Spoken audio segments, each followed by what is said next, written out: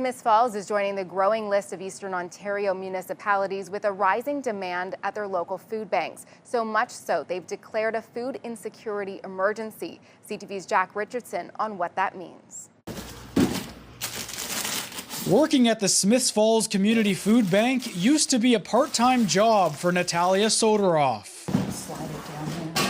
But times have changed. Years ago, we were 3 days a week. We moved to 4. Now we're 5 days a week. So there's been a lot more work.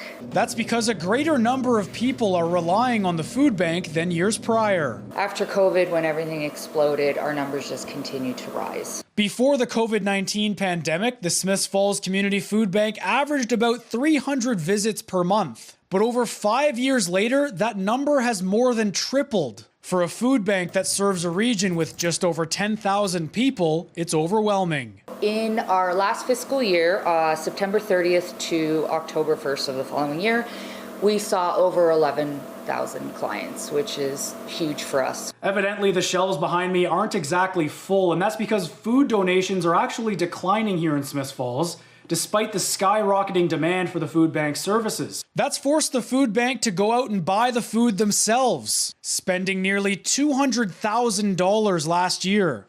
The organizations that are trying to fight food insecurity and enhance food security can't continue to do it on their own based solely on donations. A food insecurity emergency has now been declared by the town, following the example of the City of Kingston and the Ottawa Food Bank. But there's only so much the declaration can accomplish. I think we need an emergency task force at the federal government level to dive deeply into the issue of food insecurity. For the time being, the best Smiths Falls can hope for is to raise awareness. It's kind of getting the word out there that, yes, we're in need. The town is in need. All the programs are in need. Jack Richardson, CTV News, Smiths Falls.